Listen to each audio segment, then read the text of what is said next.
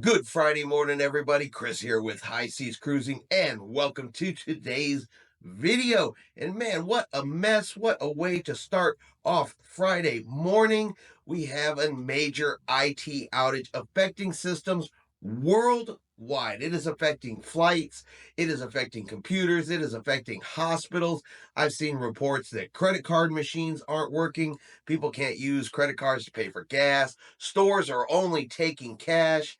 And of course, airlines. There are flights that have been delayed, flights that have been canceled, flights that are being grounded until they are able to resolve this issue. So there was a cybersecurity update, some new changes, some new patches they were putting into the system by the company called CrowdStrike. And looks like one of them just created all kinds of problems, has caused systems to crash and go down. Like I said, worldwide. They are working on it, they are fixing it. Some systems are starting to come up. But if you're traveling today, pack your patience. You could have flight delays, you could have flight cancellations. At this moment, make sure you have some cash with you because credit card machines might not be working. Hopefully, everybody has plenty of time, plenty of space in their travel plans. They don't miss their cruise ships today. Just remember, pack your patience because it could be a long day. Norwegian Cruise Lines, they have announced that they are going to begin sailing from the city of Philadelphia. Now, Philadelphia hasn't had a cruise ship in many, many years, and starting on April the 16th in 2026, the Norwegian Jewel is going to be sailing from Philadelphia. She's going to be doing 7 to 9 night sailings to Bermuda, and at this point, though, she is the only cruise line that is going to be sailing from Philadelphia. I've already seen comments asking other cruise lines, well, Norwegian's doing it. Are you going to do it? At this time, no other cruise line has plans to sail from Philadelphia. But hey, you never know. If Norwegian is super successful for it, they're filling up their ships. Other cruise lines may be looking for home ports. You never know what could possibly happen in the future.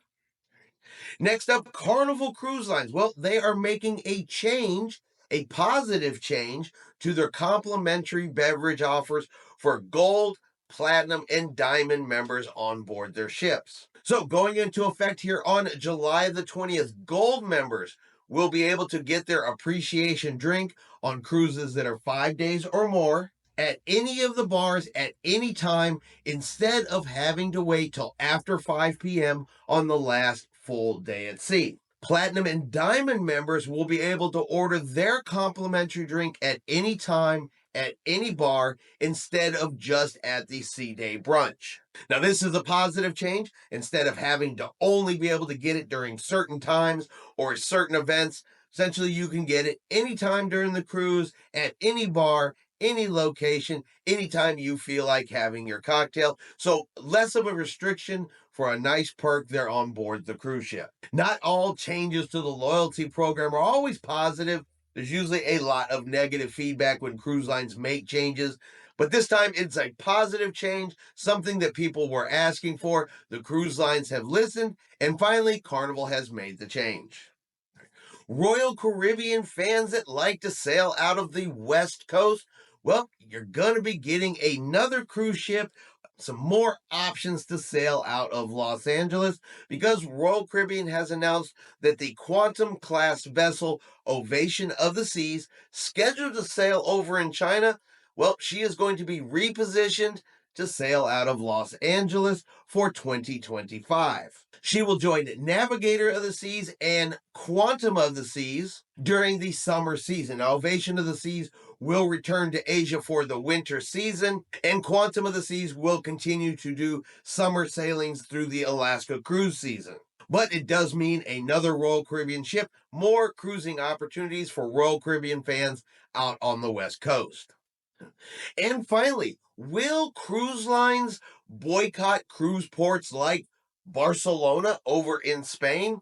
Well, that is a warning that CLIA has been putting out, saying that, look, if the anti tourism protests and hostile action towards tourists continue, this is a real possibility.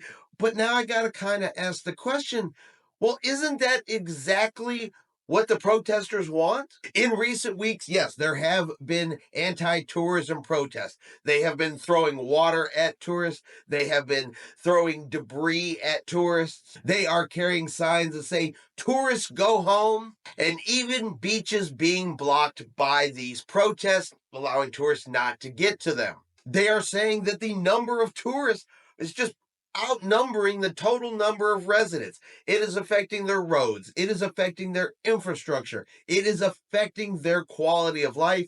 It is driving prices up and making it unaffordable for some of them to live in their own cities and towns. And according to CLIA, well, this is damaging the reputation of destinations in Spain. And this could result in cruise line itinerary changes, which at the end of the day, well, that's exactly what the protesters want.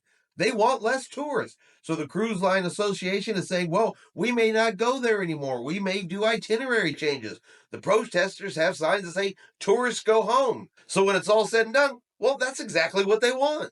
Now, I'm a huge fan of cruising. I am a huge supporter of cruises, cruise lines, and cruise passengers. But look, I really see these people's point of view.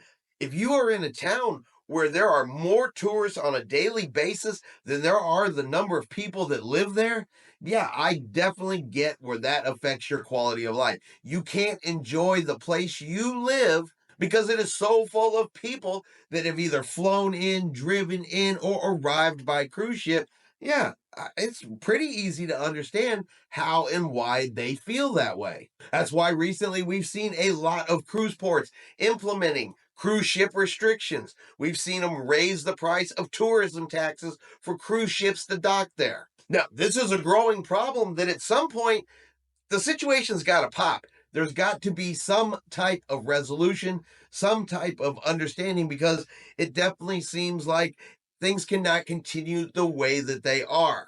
Cruise ports, they do want cruise ships to come there. It is a great economical boom to their location. Tourism brings tourism dollars. So these ports, they do want the money. They do want people to come there, but not so many people that it just affects their entire way of life. Now you look at the other side of it, you have the cruise lines. Well, the cruise lines, of course, continue to build bigger ships, fill them with more and more people, which means when those cruise ships dock, the number of tourists that get off are increasing year after year. Somewhere in the middle there, though, they're going to have to find a balance. Because if cruise lines continue to grow the size of their ships and cruise ports continue to put limitations on cruise ships, meaning eventually there's going to be a tipping point when the restrictions at a cruise port means that just some cruise ships will never ever be able to dock there because the number of passengers on the ship will exceed the limitation. Now, hopefully with the cruise lines and these cruise ports, there's some really smart people sitting around thinking up new ways to solve this problem, thinking up new ways to balance out the situation, a long-term plan to keep cruising sustainable, to keep these cruise ports sustainable and welcoming in cruise ships. Long before it gets to the point where the cruise ports are just like, you know what, no more, we're done, get out, don't come back, because they're unwilling to work together, to compromise together, and come up with long-term plans. If that means you need to build smaller ships or send smaller ships to these types of ports, well, that's what the cruise lines probably should be looking at. Because really, at the end of the day, you're visiting somebody else's town. You're in somebody else's home.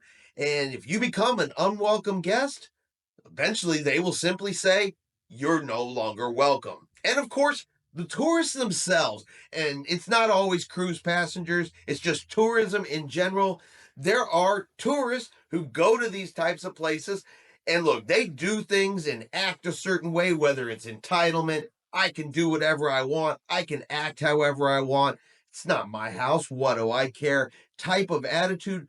And it's just a few, but it's enough that they put a bad name on all tourists. And these tourists, they really don't help the situation. While tensions are already high, you go into someone's country, you go into someone's city, you act however you want to act, you're not helping the situation. And here is a really good example of that. I'm going to go ahead and throw this picture up here for you guys right now.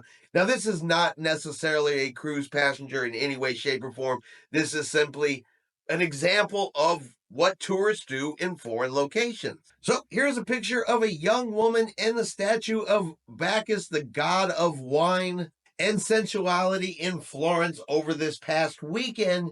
And she filmed and posted on social media of her kissing, humping, and grinding against this statue. So this is just one example, one case of what tourists do in other places. Now, the city of Florence, they are looking to identify this woman because she has violated a city ordinance that if they find out who she is going to get a lifetime ban from the city. Honestly, as she should, because this is considered abuse of cultural heritage over there in Florence. But this is not an isolated incident. A man was charged with driving a Maserati down the Spanish Steps in Rome. Tourists were caught and fined for trying to surf up Venice's Grand Canal. Tourists have tipped over statues. Tourists have damaged sculptures. These are not just one-off type isolated incidents. It is a pattern of behavior. And so you wonder, why are the locals protesting tourists? These are just some of the reasons why. So when you see stories about protesters in Barcelona against tourism, can you really blame them? Too many tourists in their cities, tourists acting however they want to act, not respecting the places they are visiting. Is it really honestly a surprise that they don't want them there and they want them to go home? And of course, I know not all tourists act this way, but at the end of the day, it only takes a couple of bad apples to ruin it for the whole bunch. All right, and that is our video for today. If you've enjoyed today's video, do me a favor and hit that like button. If you haven't done so yet, do me a favor and hit subscribe. It is free to do so. Helps our channel grow. Let you know anytime we put out a new video. Hope everyone out there is having a really great day. And like always, we will see you out on the high seas.